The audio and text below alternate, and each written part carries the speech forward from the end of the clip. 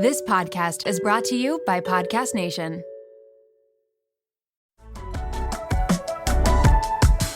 I was like, that's the name, because everyone has always told me my entire life that I am too much. I'm going to put it on paper. If people like it, they like it. If they don't have to listen. That's the beauty of podcasting. If you believe in it and if you are 1000% behind it, it will naturally grow and build a community because people will relate to that. They will see themselves in what you are putting out there. Welcome to Officially Influenced. I'm your host, Clio de la Llave, founder of Bouge Media and Podcast Nation. This podcast is for creators looking to amplify their message. We're pulling back the curtain on an often mysterious industry to share the insights you need to grow your brand. Let's get into it. Emma Klipstein from the Too Much podcast is one of those creators who has built a brand around being unapologetically herself. And those are the creators that we love to work with. Her podcast is on the Podcast Nation network, and she probably has one of my all-time favorite podcast brand aesthetic out there. So I am so excited to be podcasting with her today, and hopefully she will divulge all of her secrets. After facing a very public podcast breakup, she found herself in a position many creators fear, having to start over from scratch. She didn't skip a beat, and she launched a new show, Too Much, built a thriving community around it, and proved that when your audience is connected to you, they're willing to follow you anywhere. Emma has become known for not only her honesty and storytelling, but her incredible branding, social presence, and ability to create content that feels current, aspirational, and instantly recognizable. Today, we're talking about rebuilding, personal branding, influence, and what it really takes to create a community that lasts. Emma, welcome to Officially Influenced. Thank you. Thank you so much for having me. I'm like nervous. Fangirling over here. Oh, thank you so much. That was such a great intro. I'm so flattered. I'm here in New York, and I was like, the one thing I want to do is podcast with Emma because, I'm not sure if you know the background, but when I first started, it was before Podcast Nation, it was Bouge Media, and it's a digital media agency, and we really started with social media. But when your podcast came to us, I was like, we need to have this podcast on the network. I just think everything you are building is amazing and so well done. And I really think that, for creators listening, check it out. Check out Emma's page. We'll get into where you can have a look. But also, I think that you'll be able to bring a lot of value. Yeah, I'm here to give all the tricks of the trade. Okay. I love it. Are you an open book? I am. I very much believe in, rising tides raise all ships. And I love to support other people who are trying to grow in the space because that was me once. So, it's still me. I'm always growing. But just from listening to your podcast, I feel like you're ever evolving and super authentic. But let's address the elephant in the room. First of all, as I mentioned in the introduction, you've experienced something that a lot of creators probably have nightmares about. You pour your sweat and tears into building a brand, building an audience, but you had to essentially start over about just over a year ago. So maybe, I don't know if you want to give just a brief background and maybe like what was going through your mind when that happened. And was it like an instant, okay, I'm ready to do this all over again? So for some context, I had started a podcast. It'll be 3 years ago this month. Launched it like 4th of July weekend. It was myself and I'll call her an acquaintance. We weren't necessarily friends. We were more of business colleagues. We shared a client because we both have marketing backgrounds and small creative agencies. And we started this podcast. It was called Unhinged, took off immediately, was crazy viral after like 3 months or something. And the issue is that neither of us ever expected it to go anywhere. It was very much a passion project. We kind of just did it, but we both had experience in building brands. So I should have had a little bit more faith in myself and understood that like I've done this so many times for other brands. Now we wanted to build a brand for ourselves. Of course, this is going to be successful. And which is a lesson that I've learned, which is you should always act as if you are going to be as successful as you want to be rather than like an if, you do when.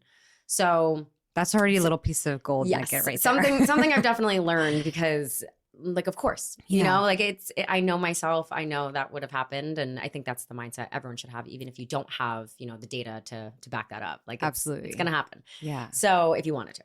We started it and we really ran it like a business. I learned so much just in terms of podcasting itself because I had never even listen to podcasts. I did not know the first thing about podcasting, and we were very self-taught, did a lot of research. We leaned into AI as far as like, building a model and trying to figure that out. And it was really successful. We were in contact with Unwell, with UTA, with CAA, like 6 months in, talking to all these like huge networks and huge agencies. So it was really exciting. However, the relationship behind the scenes started to hit a few roadblocks. We started the podcast in New York together. She ended up moving to LA, and it really created a rift, specifically because our work ethics were not aligned.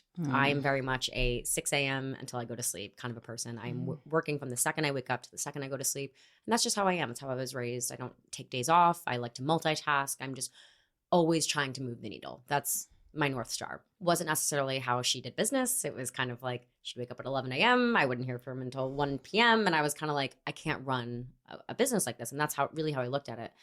And I would always say, Beyonce didn't get to where she is by taking a day off or by waking up at 11 a.m. Taylor Swift didn't get to where she is. And, that's what I want to be. That's my goal. I want to be the next Alex Cooper. And that's also something I didn't realize until about 9 months in. Once, we really started gaining traction, I was like, I could do this. And I felt that I had place in the space. Anyone could have a podcast. I don't think everyone necessarily has the voice for it, and I don't mean that the way it sounds, but I mean making an impact and having authority in the space. And I really started to get my footing, and the relationship became a little toxic. So I'm in my early 30s, and I'm really trying to build a name for myself. And I was like, this is not aligned with my values anymore. It's not making me happy. It was bringing me more stress than joy. So I basically brought up that I wanted to walk away. And I said, let's figure this out. I would like to leave. We are either going to dissolve this completely or we can have a conversation. I ended up being ghosted for about 3 weeks. And this was someone that I spoke to every single day, all day. So that was not normal business practices. And essentially I was like, I've said my piece. What I want to do is start my own podcast. And I didn't even know how to do that or in what capacity I was going to do it or even what it was going to be called. I had started to mull things over probably for like a month leading up to it because I was trying to gain the courage to do it. It was scary. It was something, it was my baby that I had built with her. It was our baby. And we had built such a community. We had probably 600,000 followers across the board. And I was afraid, but I knew I could do it. I really had the confidence within myself. And everyone I had spoken to was like, you are miserable. You can do this. You did it once, you could do it again. So it was New Year's Eve when I was like, can I curse on here? Yes. I was like, fuck this. I had it. That's when I let her know. And within about a week, I really was like getting my ass in gear. I came back from vacation from New Year's Eve and I really started to look at the names first. I needed to have like a very strong name. And the way I look at it is branding and merch. How is this going to sell? What are people going to want to wear on their bodies? And what also embodies me? And I had this whole like brain dump list. I was doing things like the lemonade stand because like my life is, I've had so many lemons. I want to make lemonade, things like that. They were a little kitschy and nothing really felt right. And then I took a break and I went on to TikTok, of course, as one does. And I'm scrolling. And one of the first videos I saw was this girl who quoted the Mad Hatter in Alice in Wonderland. And it was this quote that said, Alice, you used to be much muchier. You lost your muchness. And I was like, oh my God, that's the name. Because everyone has always told me my entire life that I am too much. And it's something that I had stopped apologizing for once I started the first podcast. So the second that happened, the whole thing just clicked and unraveled and it all just came to me. And it truly became one of those things of if you build it, they will come. Because I did not take advice from anyone. I had someone who was trying to consult me and she just wasn't getting the vision. And I was like, this is just going to be my DNA. I'm going to put it on paper. And if people like it, they like it. If they don't have to listen. That's the beauty of podcasting. You put it out there and you see who comes. And if you believe in it and if you are 1000% behind it, living and breathing it, it will naturally grow and build a community because people will relate to that. They will see themselves in what you are putting out there. So that's how I came up with the name. And I have this, personality of alpha female, being a boss bitch, like that kind of a vibe. Yes, that's always, girl. Yeah, it's always been how I am. And I was looking at fonts and I was looking at just branding and everything. And I love horror movies and I love mobster movies and gangster movies and all, all these just like really tough, rough around the edges movies. And so I was looking at the branding for those. And basically I came up with the font that is the Godfather font, which I don't think a lot of people know. It's called Corleone, which is Don Corleone from The Godfather. And my thought process was, I want to be the next Alex Cooper. I'm not trying to be daddy. I'm trying to be the Godfather. So I'm not trying to be your parent that has any sort of responsibility for you, but I'm going to be the Godfather that you come to, the one that's seen a lot of shit, that has a lot of life experience and just this authoritative figure in your life. But really, I'm not trying to tell you what to do, but you come to me in your time of need, And you picked the font? Like you're the one who went through, okay. Yeah. So it wasn't through a branding agency? No. Well, obviously you had the background. Yeah, I did everything by myself. Unbelievable. So I picked the red, I picked the black and the beige. And the person that I had been speaking to, she was like kind of a trial talent manager for me. And the feedback I was getting was, this is too masculine, this is too this. And I was like, get the fuck out of here. Yeah, and I ended up firing her because I was just like, you're not getting the vision. Yeah, I was like, you just don't get it. And that's okay. But this is what I'm doing and I don't want to hear it from anyone. So I did a color palette and the fonts and everything and the secondary font and everything was just so intentional. So this all started January 6th. I know you asked for a short story. Sorry. No. I'm like, telling me, I know this story and I'm like, I still need more. So this started first week of January and I think I had my photo shoot on January 20th and I launched the podcast January 21st.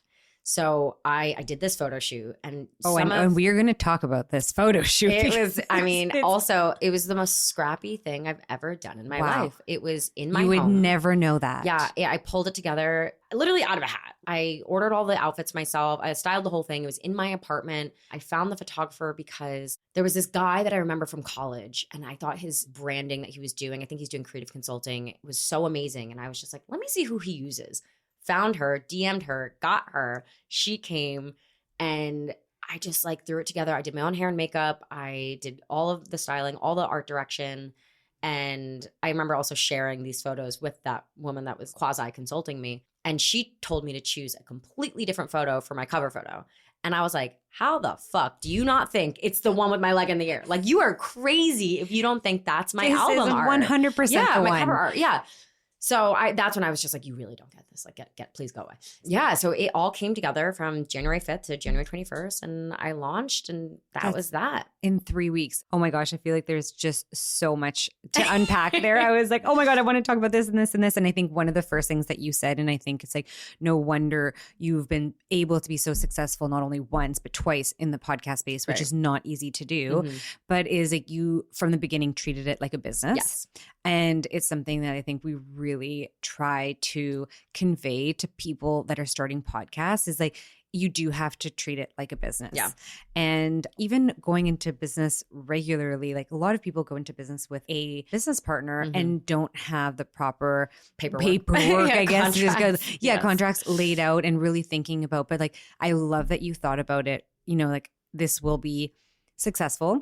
And I think that's the mindset you should have. Like, you're going to be pouring your heart and soul into it. And then I think the way that you did too is like you stayed really true to you, to who you are, and you found a name and you're like, yes, that's it. That feels right. That feels like me. And it really then allows the podcast and your brand to have so many legs because it's so true to who you are. So it's easy to keep it going and it can change as you evolve and there can be many iterations. So I think that's a great thing about like the concept that you have. And I think that was also kind of where Unhinged started to feel misaligned because I am not Pink. I am not unhinged. Over the year and a half that her and I were together, I did evolve so much. I got into a really serious relationship. We were talking about marriage and I just started getting more serious about my life. And, on the last podcast, we were talking about how to give a good blowjob. I would never talk about that on Too Much now because it's just not who I am anymore. So I really did shed not only the layer of that business partner, but it was also like that was a different chapter in my life. That was when I was a chicken with my head cut off and I was unhinged. And now I am just so clear on who I am, the vision of who I am, what I want to become. And that's why it was just a natural progression for me to move into this next phase. And to your point of, having the contracts and everything, it was almost a blessing because I don't know what this outcome would have been. And also made me so savvy and tough. And it really blew up my podcast that this all happened. Yeah. And, I didn't mean for it to. I didn't want it to be drama. Not many people know this, but when she first stole it from me and wiped all of the content of me and did all that, first of all, it's very illegal to do. In New York State, we did have an implied partnership, even though we didn't have a contract, which on me, I learned my lesson. I don't even let someone come into my studio without signing something now. But when that all happened, like I couldn't say a word about it because it would jeopardize the outcome of me, trying to get my business back, or at least what I was owed for my portion of it. So I got a lawyer, I retained a lawyer that day, the second I was wiped, and she changed it to unbothered. And I had to keep quiet about it until April 9th from February 4th. So while I was going on camera and trying to build a new brand for myself, I was going through a harrowing experience trying to fight for what was mine.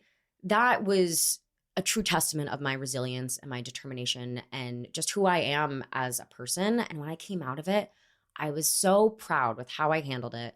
Because when I did eventually come forward with the story, it was because the offer I was given was abysmal. She offered $5,000 for a 600,000 follower platform, including the RSS feed. So all of that back data of the 500,000 downloads, whatever it was, she was just going to take it and, bring that to brands and say, I can, this is what I've done with only 3 episodes of my new podcast. And that's not okay. But when that happened, I was like, no deal, because then there would have been a non-disparagement agreement. I wouldn't have been able to talk about it had I taken the $5,000. That wouldn't have even covered my lawyer fees. And I came out with the story. And when I did that, that was also very interesting because, I wrote it all out. I wanted to be extremely clear. And I had my laptop in front of me and I took all emotion out of it. And I said, this is not personal. This is professional. This is business. This is not about who was mean to who. This had nothing to do with how anyone made me feel. This was black and white. This was, you took what is not yours. Yeah. And I'm going to fight for it back. So when I did the episode, I recorded for probably like an hour and a half. And then I ran the whole thing through ChatGPT. And I said the transcript. And I said, did I say anything that could get me in trouble? Look at you. And it did. There was a lot in there that was inflammatory, or I said certain words that weren't proved yet in court, so I could not claim them. I just said, delete this word every time you see it in the program that I use. It saved me from definitely a lawsuit. And a lot of people complained about the editing of that podcast episode because, it's very choppy, but I'm like, sorry. Yeah. Get like, I was covering. Yeah. And a lot of people thought it was just AI in general, me speaking, because I was so stoic, because I was like, I am not going to give anyone any reason to say she's dramatic, she's acting out of emotion, this is a reaction. It was so calculated and intentional. And yeah, I think like you can tell that, like looking from the outside in. Okay. So then it's just a matter of fact, right? Then you're like, okay, well, that's what happened. Like you're getting the point across. And I think that ends up being for the best anyways. ChatGPT did say that I should say, in my opinion, for certain things that I was claiming. Oh, yeah. And I only said it probably twice in the episode. So I copied and pasted it throughout the episode and put it before things where I made a claim. And because I did that, it saved me. So you seem to be quite an early adopter of AI. Yes, definitely. Do you use it a lot when it comes to your branding? I use it marketing? for a lot of SEO, just for episode descriptions, for YouTube keywords, things like that, because it scans the internet, tells me what's trending right now, what I can be using just to optimize there. And for episode titles, I use it for that. Just I'll say, give me something that's clickbaity in my tone of voice, something that's taken directly from the episode, but is also SEO driven and GEO driven. So like we are getting that, just what people are using for AI for their search engines now is AI. So smart. Yeah, I use it for that. And sometimes I'll have it like help me with outlines and flows of episodes. But other than that, it's all my blood, sweat, and tears and my brain. Stories and my brain times. No, every time I listen to him, I was like, oh, wow, you just like know how to deliver a story so well. Thank you. And obviously the content and storytelling is such an important piece of podcast. And actually, before I dive into it a little bit more, I really want to talk more about this photo shoot. Ever notice how life's best stories don't happen in your living room? They happen on the open road, out on the water, or parked under the stars. At Progressive, they get that you want to focus on the experience, not worry about the what-ifs. That's why they offer quality insurance designed for your ride, whether that's a boat, RV, or motorcycle. Adventure with confidence. Visit Progressive.com and see how easy it is to protect your favorite way to get away. Progressive Casualty Insurance Company and Affiliates. Not available in D.C. Prices vary based on how you buy. As a small business owner, sometimes it feels like no matter how much planning you do, there's always surprises, like an urgent, expensive repair. But here's a surprise you will like. With Progressive, small business owners save 13% on their commercial auto insurance when they pay in full. So enjoy a surprise for once. Get a quote in as little as 8 minutes at progressivecommercial.com. Progressive Casualty Insurance Company and Affiliates. Discounts not available in all states or situations. Because I think a lot of times like people underestimate like the importance of the content that you have to work with. So all of the content that you've been using, and also a shout out because it's been just over a year and you now have 150,000 followers on your Instagram that you have built and created by yourself. Like that is not, I'm sure everyone here especially knows this, but that is not easy to do. Yeah, it's wild. So congrats. Thank you. Thank you. Yeah. I surpassed Unhinged, I think, when I was under a year still, That's which was unbelievable. amazing. Yeah. And again, it just goes to show it was like hard work. You had such a clear vision. Right. You knew where you were going. You were passionate, excited. I'm sure that also lit a bit of a fire in terms of like wanting to succeed. You know, sometimes those things you learn from it. And it also, gives you a bit of that extra motivation, which is always nice. Yeah. It is hard as far as, when something doesn't perform, you do tend to lose a bit of motivation and you're kind of like, I'm throwing spaghetti at the wall. Why isn't this hitting? Why isn't this going viral? And it's just one of those things where you need to be relentless. Yes, you have you to do. just keep going and remind yourself that you're only going to get out what you put in. And it's only been a year. Like even when you think about like a regular business, it usually takes about 5 years for things to really start to roll, And it's like unbelievable what you've been able to do in a year. Yeah. And so all of those pictures, is that from one photo shoot? Well, it's funny because the first one, I have long hair. So that was one photo shoot. So So my cover art was the first photo shoot that I did before the podcast even launched. And that was just very much like, I want to look like a boss. I want my martini. Yeah. Like that's just so my vibe. How many images did you have to work with and how long did that last? What was your runway? 2 hours. 2 hours. It was a 2-hour photo shoot and we went through 1, 2, 3, I want to say 4 looks. And we just used my apartment. I kicked my boyfriend of the time out and I was like, I need the space. And there's a lot of Alice in Wonderland innuendos and a lot of inspiration from that movie in the podcast. 1, because of the name. Yeah. And 2, because the idea of Alice is something that I really resonate with. She was ever curious. She was told, eat this and you'll be bigger. Drink this and you'll be smaller so you can fit into this small door to get you into this other room. And my attitude is, fuck that. You can't tell me what to eat. You can't tell me what to drink, to do whatever I need to do to shrink into your box to make you more comfortable with my presence. So that idea is something that I really ran with when I first came up with the name, because I was like, let's like dive into this and unpack and see how I can pull more from this. So when I was teasing the podcast, I even did the white rabbit and I had that and I said something's coming and, follow me down the rabbit hole. And that was the inspiration for my openers for the podcast. I always say like, let's go down the rabbit hole. I don't say, let's dive into this. Let's unpack this. Let's, all of those little isms that I feel like a lot of the podcasters use, which same, I used to always use those on Unhinged, but I really wanted to just make sure that my branding and the DNA was just woven into every single aspect. So there was a lot of Alice in Wonderland in that. And then in the photo shoot, I did a chess moment where I was biting on the queen, and I do a lot of Queen of Hearts stuff. I was a Queen of Hearts for Halloween. I did that for my 1-year anniversary party. I just had it a couple weeks ago, and everyone's place card was a playing card. And mine was the Queen of Hearts. But, I try to just like weave it into everything that I do. The martini picks were white rabbits. And it's just a lot of that. And also at the end of the day, Alice in Wonderland is a movie. So it's about making your life a movie and being the main character. And she was ever curious and continued on. And even though she faced all these obstacles and she found her way. And it's just kind of that vibe. I love that we're getting like this part of how it works in your brain, because I think it is so helpful when you have such a clear vision. Yeah. And like you said, you can weave it all throughout the different elements, because there are so many. This isn't just about the podcast, it's about your brand. It's about you, and then it bleeding into everything you do. Right. you know, a lot of times when we used to work with brands, they do very clear exercises in terms of like, this is our voice. This is exactly who our audience is. It's this person and this person, and this is where they shop. And like take the time to create that, because then you just don't know how it can evolve and all the ideas that are going to come, because you're so much more clear of like what you want to put out there. Right. I think as far as the demographic, I didn't identify who that was going to be.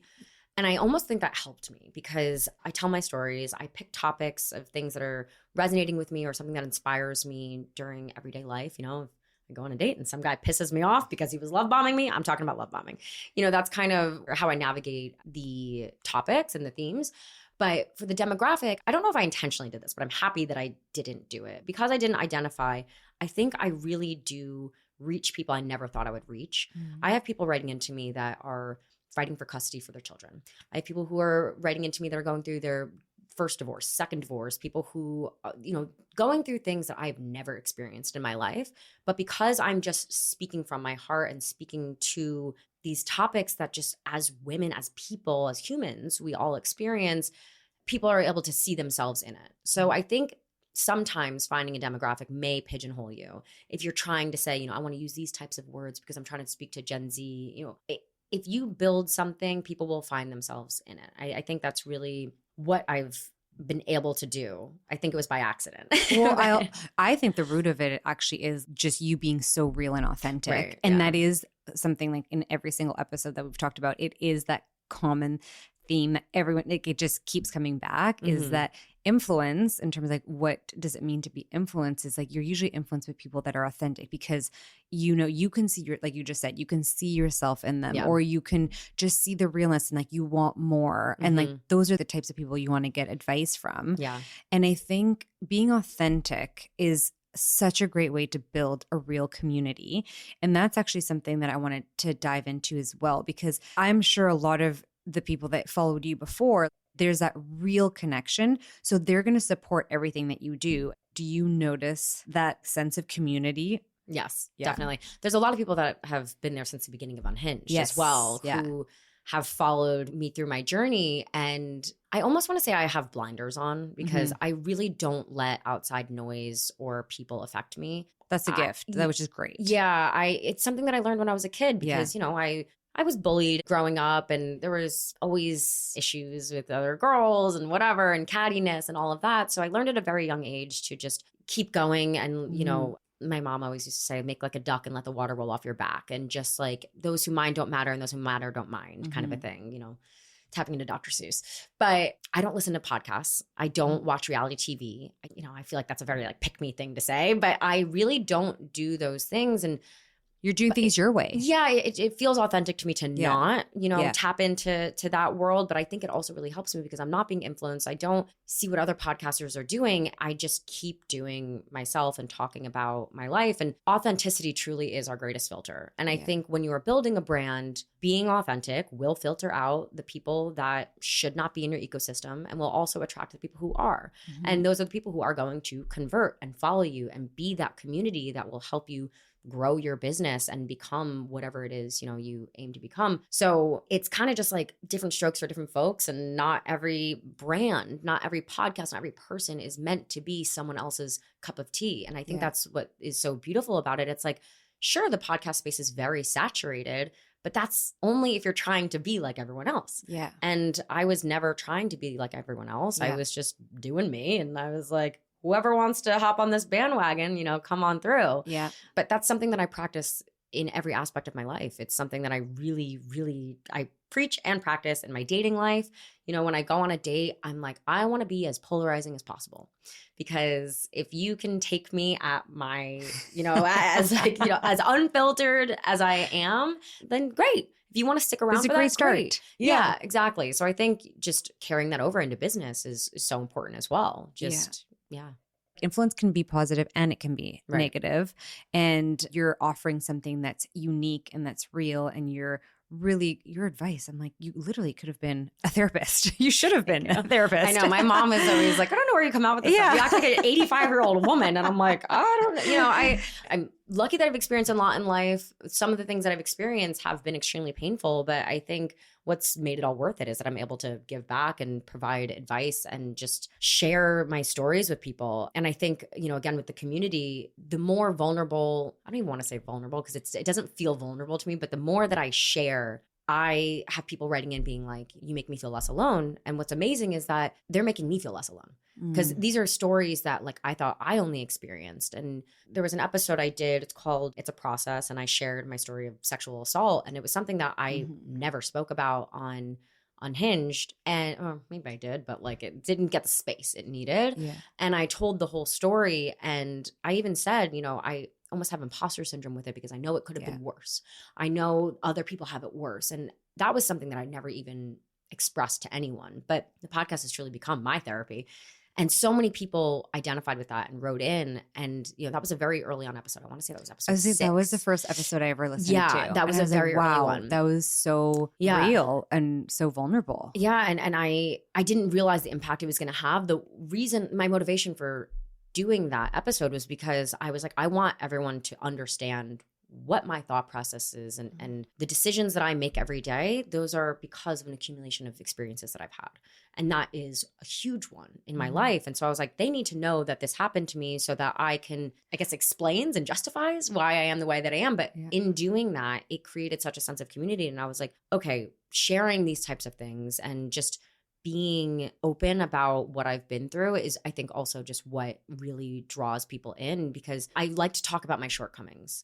I like to talk about, where I went wrong, where I could have done things better. And I'm just really self-aware and try to hold myself accountable. And I think that is another Well, and I think that's piece. like, I remember when listening to that episode, I was like, I'd just be so curious to know how many women are listening to this and thinking the exact same thing in terms of like, they haven't said anything, but you're like, wait, that was my thought process. Right. Or, really shedding light in terms of like, okay, yeah, that wasn't okay. Or, I think that's when you truly, truly help someone, because then they can start reflecting on what they thought, how they acted, or how it's impacted their life. And so I think, like you said, it's like, of course that's going to build community, and that's going to be build that connection to you, because you're really changing their life, whether it's a small or big way. Yeah. Being authentic and being yourself and speaking up about these things provides people the permission maybe they feel they don't have or didn't have in the past to do it themselves, whether that's to speak up, be themselves. Like, you see other people doing it and you're like, oh, I can be too much. I can be this, or I can share this story and talk about these things in this way because other people are doing it. And that's not everyone's mentality when, they want to share something about themselves. But I really do think it encourages people to do the same. It's that we are all kind of stronger together kind of mentality. This actually lends well to a question that I had. How do you stay authentic when your life and business are increasingly public? Do you find it harder? Or you don't think about it? There's just separate. I don't really think about it, to be honest. Yeah. I don't find it to be more challenging. I think it becomes just a constant reminder of myself, of like when I doubt myself, or if I hesitate to post something because I'm like, will this get engagement? I'm just like, just fucking do it. Like, literally just put it out there and like, see if it sticks. And if it doesn't, who cares? Yeah. And I think the more unfiltered I become on social media, I get a better reaction out of people. So I am encouraged to do it. They are giving me permission to be myself and be authentic because of I don't want to say praise, but just the encouragement I get. Yeah. Even this week, like, I started to talk on stories a bit more on Instagram, on my personal Instagram, which I don't typically do. And someone responded and they were like, we need you to do a vlog. Like, we want you to do like more. We want more from you. And I'm like, what? Like, this is crazy. Cause at the end of the day, I didn't come from Bravo. I didn't come from a reality show. I'm not a Nepo baby. Like, I truly am just a girl from Westchester.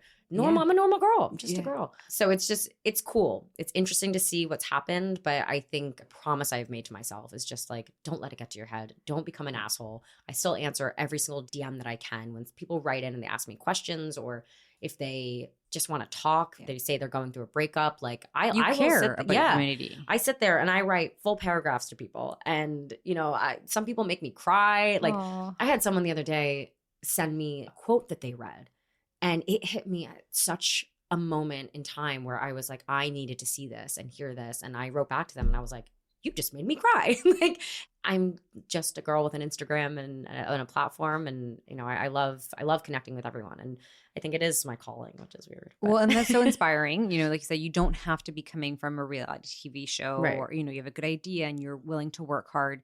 For creators that are looking to get into either the influencer space or podcast space, like, do you have any advice? I think you've already given so many, but like one thing that stands out that you're like, this is one thing I would really recommend. If you are trying to start a podcast, the best advice I can possibly give you is just record an episode.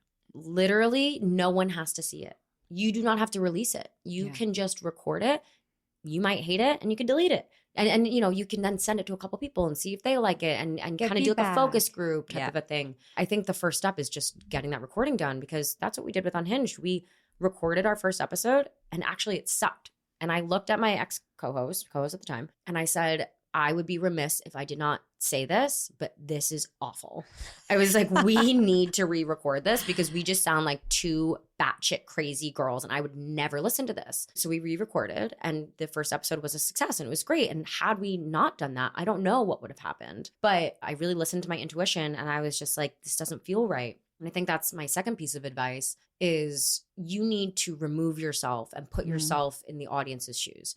And you need to be self-aware. You can't sit there and say, well, this is the point I want to make. Like, no, take out the fluff. If you are rambling, take it out. Sometimes less is more. And I'll watch a clip 10 times before I post it. I wait until there's a moment literally in my stomach where I'm like, when did I just clock out? When did I stop being interested in this video? And that's the moment I delete the rest of the video. So you can disassociate that way. And it probably takes practice too. Like, it's probably not going to happen the first time, but like really having that top of your mind. Right. I'm sure over time you've noticed it becomes easier to do. Yeah. And I will say I do have a background in this, like in creating content for brands and everything. So I do just try to look at it like a brand. And I'm like, that's not Emma on the screen. That's a person. That's my client, you know? And I try to look at it that way. And it's amazing. Actually, one of my followers sent this to me and she was like, I don't know if you've seen this. Sorry, this guy's making fun of you, but I just wanted to send it to you. It was the comedian Tom Segura, whatever. Yeah. He took one of my clips and he was making fun of me, but it was a clip from Unhinged. And what I said was amazing. And the video went so viral and I still stand by what I said, but I had vocal fry. I did not know how to speak on camera. The way I have evolved from that girl that was in that video and how much I've learned about diction and about, you know, looking to camera and how I want to come across and even framing things for TikToks. I've learned to speak in hooks. Yeah. And that's something that also everyone needs to learn, because you just asked me what my advice is. And I said, the best piece of advice I could possibly give someone if they're looking to start a podcast is. You are such a pro. And but you need to know. This is why I needed to have you on this podcast. And you have to, you just have to train your brain. And, you know, it's taken me, it'll be 3 years in 2 weeks. That's a long time. Having patience, it takes time. Everything you do, there's training and failure and learning, but you need to want to look at. Right. Look in the mirror. Look in the mirror and be honest. And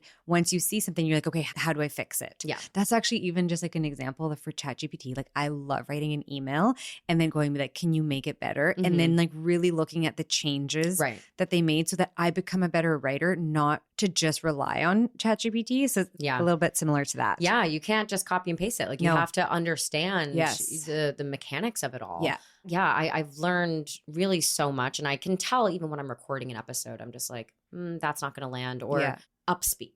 Everyone needs to unlearn upspeaking because it drives the audience crazy. And it's subconscious. Yeah. Whether they notice it or not. Right. And so I'll re-say things when I'm recording. I'll say, and da-da-da-da, and then I'll be like, no. Like, I need to re-say that and make it so it's definitive. And the way you say things, the way you enunciate, how you're looking at the camera, that affects the viewer. A lot of people say that they connect with my podcast because they feel like I'm speaking directly to them. And I have to wonder. Let's talk to the camera. I have to wonder if it's because I'm looking at them like this and I say, don't go back to your fucking toxic ex. Like, you know, I have to wonder. I think that is it. And you're proving your point. Yeah. And I just sit there and I stare so intently into the camera. Granted, there's no one else in the room with me. So like that's the only place I have to look. But I do think it has an impact. Absolutely. Yeah. Oh my gosh, you've given I'm like, I could talk to you for hours. I feel like we might have to have you on again. I would love because I think that you could just teach us all so much. Yeah. And I think it's just nice for creators to hear it from another creator Mm-hmm. and that's so intentional and that has such a strategy. It's ingrained in your brain now. Yeah. But before I let you go, we do a rapid fire segment called Influenced by You. Love. Are you ready? I am ready. Okay. So what is influencing Emma right now? Podcasts that you're currently obsessed with. I know you just said you don't listen to podcasts. Is there any? The only one is My Favorite Murder, but I haven't honestly listened to it in like probably 8 months, but that is the only one. Okay. I listen to one. Creator that you think is underrated. Oh my gosh. This one's not underrated, but I think she is incredible at being authentic is Valeria Lipovitsky. Oh. She's amazing. Yeah.